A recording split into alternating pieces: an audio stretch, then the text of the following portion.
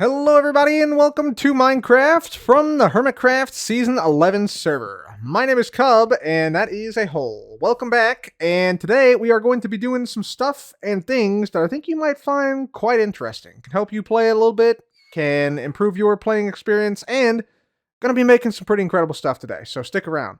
Anyways, let me get you up to speed on what we've been doing. As we fell down into this little hole here, you might notice this little rail line down here. Well, check this out. We got ourselves a zombie. Wave zombie. Good job. He found us. But yeah, this guy has been helping us to zombie villagerify some of our villagers up there, and we basically shipped them down here, zombified them, cured them, and then shipped them back. So we got a lot cheaper prices now than we otherwise would. I'm still not sure why Minecraft encourages you to zombify your villagers before trading with them, but they do. So now we got all these guys, if we get in here, take a look. Yeah, these guys selling lunge 3 for an emerald, riptide 2 for an emerald, melons for 1 emerald, 3 golden carrots for an emerald. What a steal. Pretty good deals. Where's our other guy at? Our mending guy. Is this mending guy? Yeah, mending for an emerald now. I mean, come on now. Like, what are we doing with this, Mojang? Like, is this balanced? What are we doing? What are we doing? Anyways, yeah, this was part of the rail line here, and we can just open it up whenever we need to do so. Anyways, that's not what I'm here to talk about. What I am here to talk about is that we have an imbalance, ladies and gentlemen. We have an imbalance in our trading. So our shulker boxes of melons and pumpkins, they come through like this, right? We have roughly equal numbers of melons and pumpkins. However, that is not necessarily the way that you trade, at least in Java Edition, with these villagers. So you'll notice if I let me just grab a few melons and a few pumpkins, right? If I hold a pumpkin in my hand like this, I can see which farmer villagers will buy pumpkins from us. In this case, this farmer villager buys pumpkins from us for 1 emerald, and you'll see it also has a melon block trade. However, none of these guys on this side actually buy pumpkins. All 3 of these guys don't. I think maybe one other guy, this guy here, yeah, does sell pumpkins. Point is, not many of the villagers actually buy pumpkins from us. But if I switch to melons, like this, now we got, look at this, the whole crew here. They're like, yes, I'll take your melons, sir. I'll take your melons, sir. And this leads to a trade imbalance, which we don't want. So basically, we end up with, after we trade all these away, instead of like getting rid of all the melons and all the pumpkins, we end up with just the pumpkins left over. So there's a way we can solve this, and the way we can solve it is with math. So the problem with our melon pumpkin farm is that we have equal levels of melons and pumpkins, which is not actually ideal for trading away things and returning shulker boxes to this dispenser. So what if we did want that to happen, and we wanted to be able to trade melons and pumpkins at the same rate? Well, first of all, it's useful to know that in Java Edition, melons and pumpkins, when it comes to villager trades, are not equal. So, melons are traded by 100% of the farmer villagers, pumpkins only by 2/3. So that's thing number 1. Thing number 2, when you break these with a piston or with an axe, you'll see they're different. So if I break this, the pumpkin just drops pumpkin, but the melon block drops melon slices. And not just 9 melon slices as you'd expect from a full melon block, but between 3 and 7 melon slices. In this case, we got 5, which is right in the middle of 3 and 7. So we're actually losing on average 4/9 of a melon every time we break a melon slice.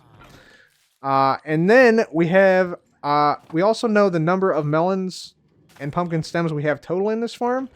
So because we then have a series of equations, we can then use the power of maths to basically calculate the ideal number of melon blocks and melon stems and pumpkin stems we need to plant in our farm, so that when we trade in the farm, given all the stuff I've just said, we can then trade away ideally to basically run out of melons and pumpkins at the exact same time.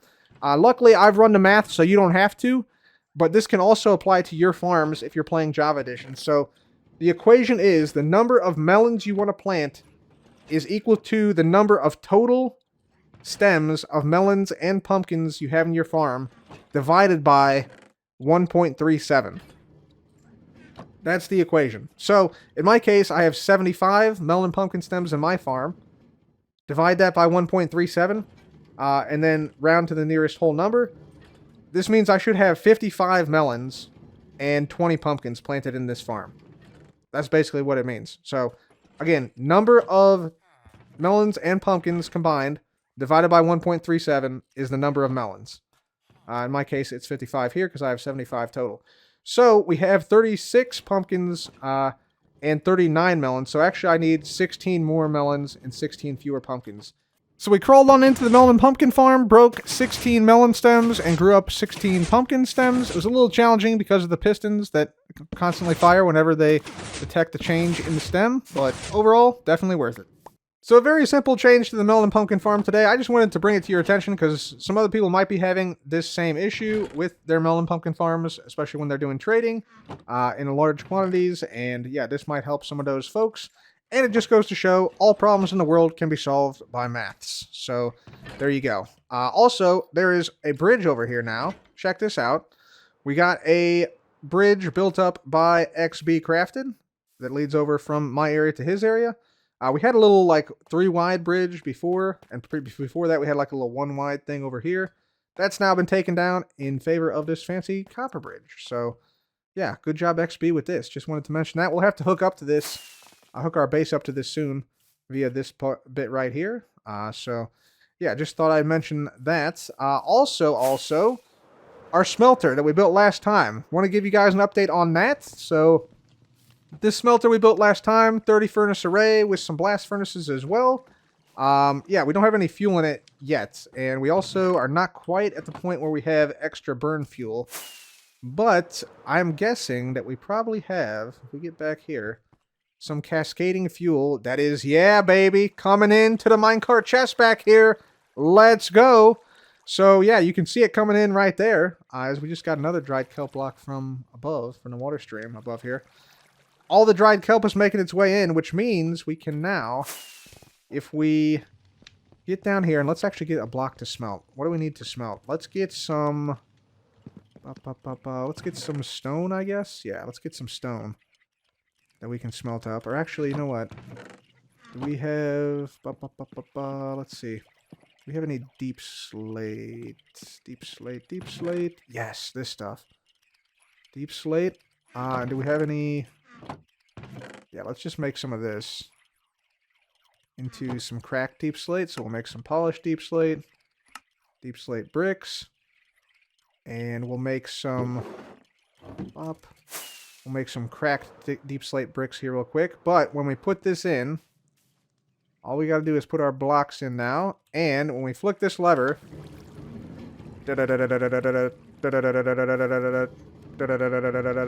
nice. And we should also get fuel coming in here. Very good. And the same in these furnaces here. Yeah, let's go. That's hype.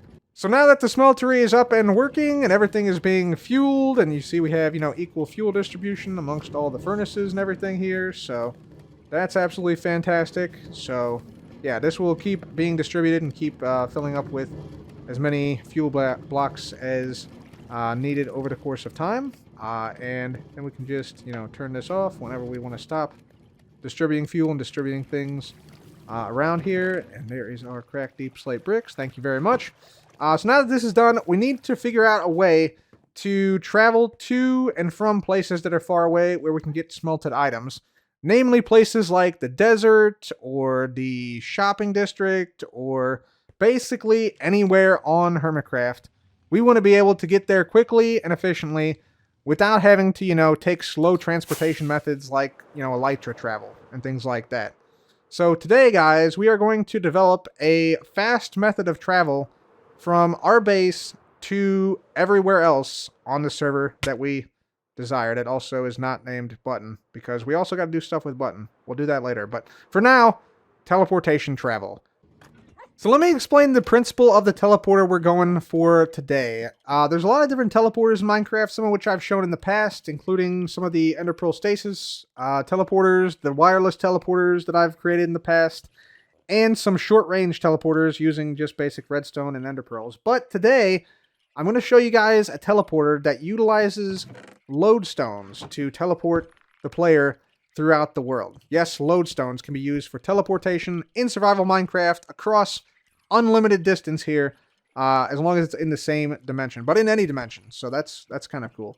So let me explain how this works. So obviously you guys know, you right-click with the compass on a lodestone. The compass then points toward that lodestone location for all time. You can see the needle of the compass points toward the lodestone location. And then if I break the lodestone, obviously the compass kind of goes a little haywire. However, things get kind of interesting.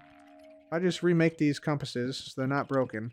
If I get out, let's say a chest. Let's just get out a copper chest here. Like this. If I get a chest, put a lodestone compass in it, and then break the lodestone, you'll see that the compass does not break. And I can move this around a little bit, and the compass still remains. The only way the compass breaks is, let's say I take out one of these compasses. Now I have a broken compass. But the compasses that are still in the chest still have not broken. And that remains the case if I put the lodestone back. You can see these lodestone compasses here are still working. This one is broken. So the point is we can actually store lodestone compasses inside of chests without them breaking, even if the lodestone itself is broken. So you might not think this would be that useful, but you would be wrong, because you can utilize this combined with a copper golem, which I can get out right here. And let's also get out a regular chest. And so copper golems are unique in that they can both hold items and they have an inventory. So let's say, hypothetically, we have our little golem here, right? And let's say we wanted to attach an ender pearl stasis chamber to the output of this chest. And we put a broken lodestone compass inside. And if we have more than one broken lodestone compass, this chest outputs to an ender pearl stasis chamber, allowing us to teleport. So what we can now do is we can put these functioning compasses in here, right? I'm going to put 2 in there. And now if we have a copper golem that is pulling these items out of a chest, out of this copper chest, and putting them into this chest, this copper golem, once it picks up the lodestone, like this, will now start to check this chest for a broken lodestone compass. Which means this guy has effectively become a continuous check for if this lodestone block exists. Because the lodestone compass, if it is in an inventory and the lodestone block is broken, you'll see in my inventory, it breaks the lodestone compass, and now the compass is going haywire. Which will then, and only then, allow the golem to put the lodestone compass into this chest, which can then be used to activate a redstone signal to activate a ender pearl stasis chamber and teleport the player when ender pearl lands.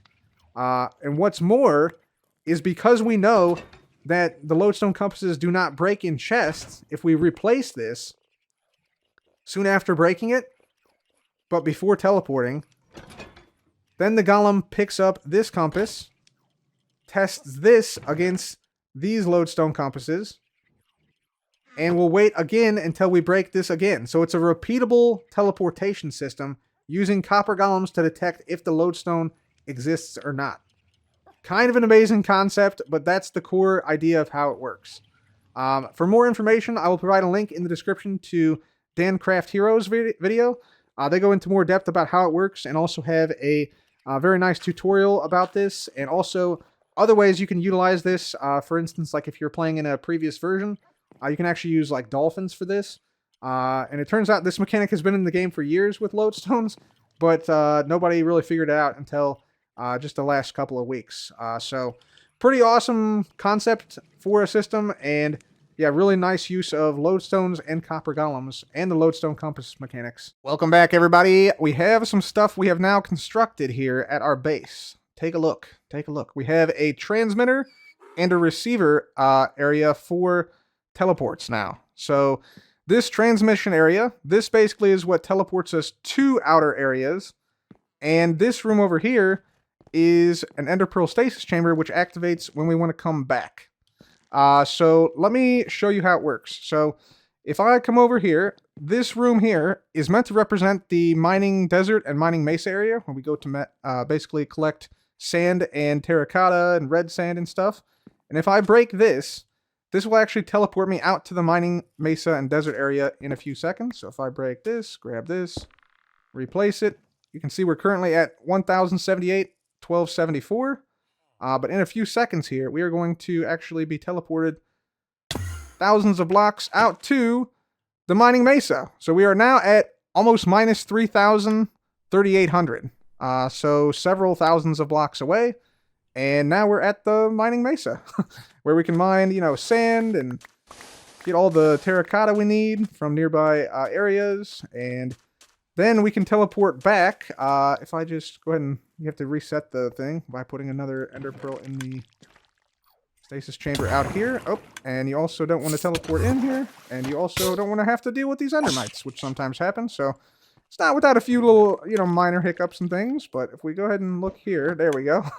Get the pearl properly in there, and then hit this note block. Now the pearl is set up in stasis, and you have to have this because you need this guy to be loaded here. But effectively, the way this guy works is, as I said before, come up here. So this golem is basically testing the lodestone compasses. If they break, he puts it in this chest, and then that activates the contraption, which sends a signal to the stasis chamber, which then teleports us. That's basically how it works, and so you have to have everything within this same chunk here, so that it stays loaded whenever you're online. Yeah, with that knowledge, we know that this works exactly the same way, but in reverse. So now if I break this lodestone right here, replace it, and we wait a few seconds, we will teleport back to our base from here. So if I open up the F3 menu, yeah, you can see we're back instantaneously here. And we'll just put another pearl back here and throw it on in and align it. And there we go. And so now we come back out and we can teleport again to the mining mesa if we so desired by breaking this lodestone. So that's pretty cool. And then you can see we have other lodestones here. These are going to be other locations we can teleport to, and we're going to make each sort of small room separated by a water curtain, because the watercolor is lovely in this biome. And yeah, whenever we break that lodestone, that'll teleport us to another far-off location. And the same with all these other ones here. As far as the drop down to our coral cave area, I'm not sure what we're going to do with this, but we're going to figure it out. Kind of just winging it right now, so this stays for now, but we'll see what happens with that. And of course, the way the teleporter over here works, you might have noticed a tiny little piece of redstone right there behind the teleporter. And this actually runs down this line and goes into a similar contraption that we saw in the desert area back here, where effectively this golem has a different lodestone compass leading to the the lodestone out at the desert area. And he checks if it's broken. If it is, it activates this line, which goes all the way up to the ender pearl stasis chamber. So that's how everything works. You know what? Let's go ahead and set up a couple more ender pearl stasis chambers around the world, and I want to be able to teleport throughout the server today. I don't want to wait anymore to set up this network because I have to repair my elytra, and I thought to myself, dang, I got to go through this nether portal, walk through the nether or fly through the nether, then go through another nether portal just to get to the end portal somewhere else in the overworld, like over in this direction somewhere. And I was like, yeah, I ain't doing all that. I ain't doing all that. So we're going to set up our first teleporter to the end portal right here. So the only question with the end portal here is where we actually put our teleporter and where we actually teleport into. Now, I thought maybe we could have it on the other side of this portal here, like on this side, like through this wall. But then people might accidentally stumble into it and enter it and disturb it and stuff. So I think instead what we're going to do is we're going to put it on the opposite side of this end portal bit right here. We're going to put it over here. And so I'm just going to dig in here. Hopefully it's not too crazy of an area back here that we have to deal with. We'll have to repair this, but we can put like a door here, and then we can just jump out here into the portal. I think would be kind of a cool way to enter, sort of opposite of where the nether portal is. So that's where I'm going to put this thing. Looks, ooh, we got a bit of space back here. Let's go. Wow, a lot of space back here, dang. Yep, and mobs, but that's fine. We'll clear this out. We'll light this up, make this safe, and put our teleporter back here, assuming we aren't killed by falling creepers first. Alright guys, check it out. We got our end portal now up and operational. And yeah, I actually made a little thing out at the end portal. So check this out. If I go ahead and break this, place it back down. We're going to eat something here as we wait. But yeah, this now is way faster than taking the nether portal right there. Like, not even close to the speed that we can now teleport at. So yeah, we're here. And yeah, we just got to place a little pearl down here, reset the thing, and we come through here, and voila, we are at the end portal right here. So yeah, just right on the other side, that little door right there, that just leads right to our room. And yeah, we just made like a little thing here with a little access point to the, you know, redstone and stuff behind here, just in case we ever need to get back here for any reason. So that's kind of nice. And let me just put back through on this side. There we go. And then here, if I ever forget something, I don't think I'll really need this that much, but we do have a way to get back just in case. So if we break this, replace this, this actually takes us back to our base in case we forget something right before we go through to the end. And yeah, that just basically has us doing that. And I'm actually going to try and throw a couple here. We'll load this up with a few ender pearls in here. There we go. Like that. And then do that. Very good. Okay, so yeah, that is the second teleporter. Now we're going to work on, I think, a teleporter somewhere at spawn. So maybe this one here would be a good spawn teleporter.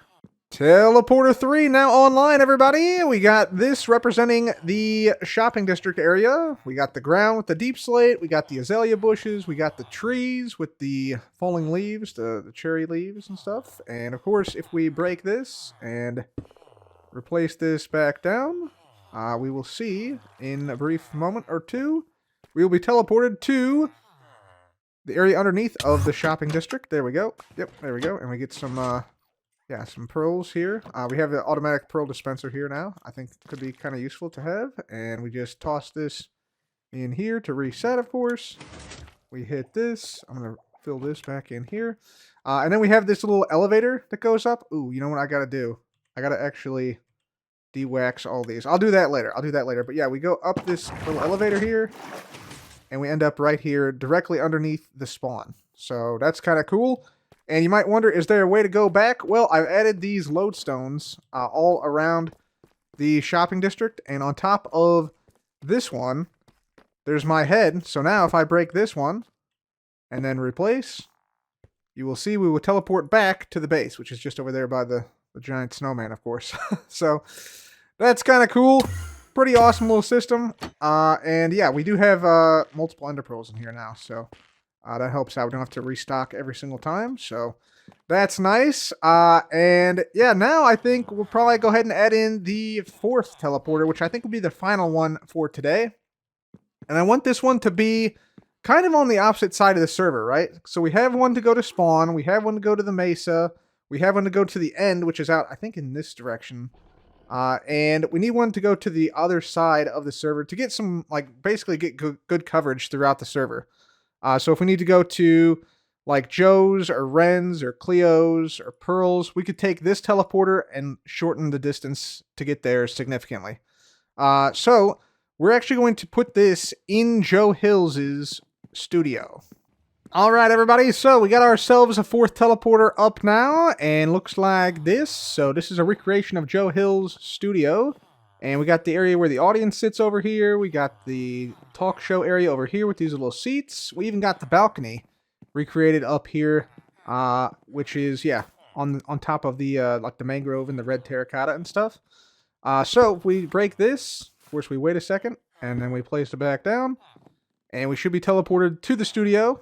And yeah, see the same thing with the basalt and the glow lichen on the ground, which you see right here. So I feel like we did a pretty good job of emulating this studio in miniature form, which is kind of cool. I'm actually going to go ahead and put some pearls in here. So we have some. And we're going to go ahead and reset this thing right here. So we'll just toss in ender pearl in right there. There we go. Very nice. And yeah, of course, hit the note block. up here as well. There we go. Perfect. So we put it in stasis. All right. And then we're going to get up here. And we will go back because our transmitting lodestone is actually in the office here. You can see, please sing before entering. Life could be a dream. Life could be a dream. So there we go. So now we break this one. And of course, wait a second. Place it down. And then we should be teleported here. Got to do a little more decor in this office soon. But yeah, we will return to this area in a bit. Did that detect? It may not have detected it. Let's try it again. Break that. Wait a minute. This one should work. Sometimes it doesn't detect it the first time you do it. Just because there's, like, the golem has, like, a cooldown type thing. So, yeah, there we go. Perfect. All right. So, there we go. Back at the base now. And we'll reset everything. But that is the first 4 teleporters now done. So here's a current map of our teleportation network as it stands today on Hermitcraft Season 11. Got 4 places we can teleport to, which I think are pretty well spread out, so it gives us a good basis to expand the teleport network in the future once we have more locations to teleport to. But that's going to have to wait because we obviously have to move, you know, these villagers. These guys got to move. They're kind of in the way of the hallway here, where we would put more rooms, like down here, and same on the other side. So we got to move these guys. We also got to worry about the hole here that leads down to our Nautilus cave, which, by the way, don't know if I've shown this yet, but this is starting to take shape a little bit. You can see we got some stuff down here that we've put in, including some sand and some coral and some seagrass and some sugarcane and stuff. So things are starting to look nice over here. And we also got like some campfires providing some smoke underneath here where the lava comes down. And we're starting to build upwards in this cave, which this will hopefully be completed sometime soon, because I'd like to get like a little Nautilus nursery down here going on, and I also want to do a Nautilus race starting like just outside of this cave sometime very soon. So that's going to be quite exciting, but for now, we have one thing we have to do still today, ladies and gentlemen, and that is we got to figure out what we're doing with Mr. Button here. The giant snowman that has been at our base since December. We got to figure out what we're doing with him and where he needs to go. So, I'm going to grab a shulker box over here. Let's just swoop on in this way. There we go. And we're going to get a couple of shulker boxes. These we can throw in here for now to be sorted. And we'll just grab these. Let's get that going. And let's grab maybe another shulker box or 2. But we want to start taking Button down and figuring out where he needs to travel to.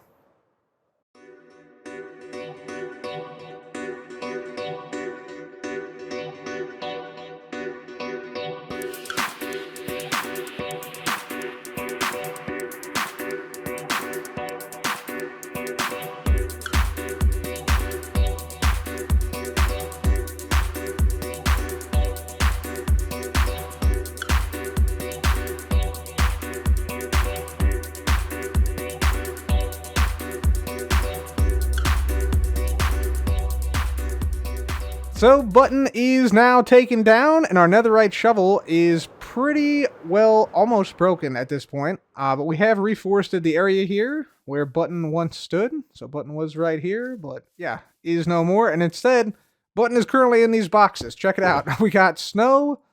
We got more snow. We got more snow. We got more snow. And then we got the scarf and the arms and all that other stuff that Jevin put on there. We also got this other box. This was all the snow around the base of Button. I've removed all that, and we're going to do something special with this in a live stream. We're going to, I think, make like towers of like miniature Buttons. They're going to shoot at mobs from an elevated position all around the server and see how long that these snowman, the offspring of Button, the minions of Button can last. So that's what we're going to do with that. We're not going to worry about that today, though. Today we have to figure out where to put the big Button. And as I was taking down Button just a moment ago, I looked over and I saw at XP's there is a little bit of snow here that looks like a snow strip that the snowmen leave behind. And so I think that this pathway inevitably leads to where we must put Button, which is going to be right here at the end of this thing, heading off in this direction. Maybe he's heading for the mountains, maybe he's heading for Hypnos or somewhere else sometime soon, but for now, Button is going to go right here at the end of the snow trail at XB's.